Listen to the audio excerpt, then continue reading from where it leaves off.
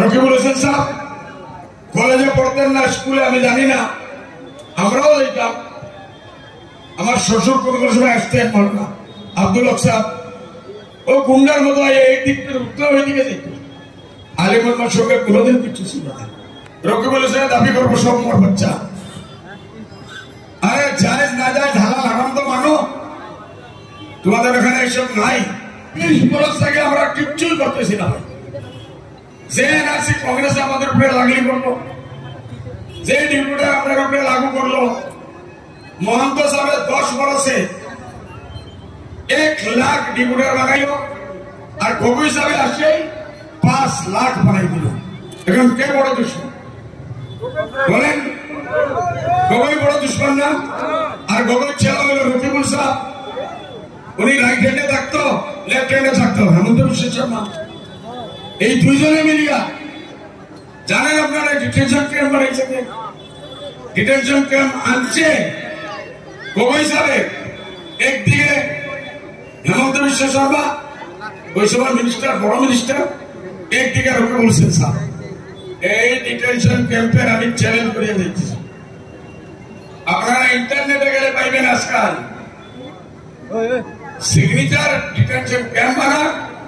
আমার মা বোন আজকে লাখ লাখ মা বোন যাচ্ছে জিন্নাতের মতো এই মানুষগুলোর সাথে ব্যবহার করতেছে।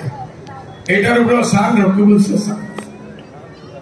এখন এখানে কোন যে ফুট নেওয়া যাইছে উনি আবার আমরা জন্য ডিটেনশন ক্যাম্প বানাইব, আবার এনআরসি বানাইব, চাননি কি আপনারা? যার খাসলত আছে, আমার চুরির আদত থাকে, আমি যেখানেই নেব কিচ্ছু না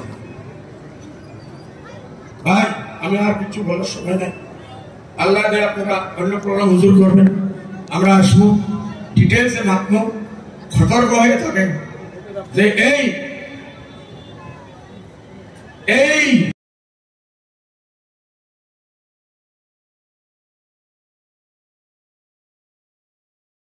কোনদিন শিক্ষিত হইতে লাগে না। এই যে 800টা ডক্টর আমি বানাইছি, ইঞ্জিনিয়ার আলহামদুলিল্লাহ আল্লাহ বানাইছে। এই আগামী 5 তারিখ থেকে আপনারা দোয়া করবেন, আমাদের সুপার 40 থেকে 600 বাচ্চা বাচ্চি মেডিকেল কলেজে যাবে ইনশাআল্লাহ। আল্লাহ কামিয়াব করো। আমরা অফিসার বানাইতেছি, আমরা লয়ার কানুন বানাইতেছি। 1 নম্বর আকমাল আছে আলহামদুলিল্লাহ।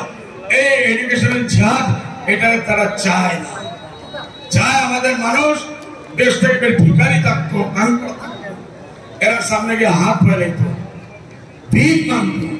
ইনশাআল্লাহ আপনারা দোয়া রাখবেন, 20 বছরে আল্লাহ যদি আমাদের জিন্দা রাখে, আসামের মুসলমানের অর্থনীতি, এডুকেশন, শিক্ষা দীক্ষা আসমানে নিয়ে পৌঁছে দেবে ইনশাআল্লাহ।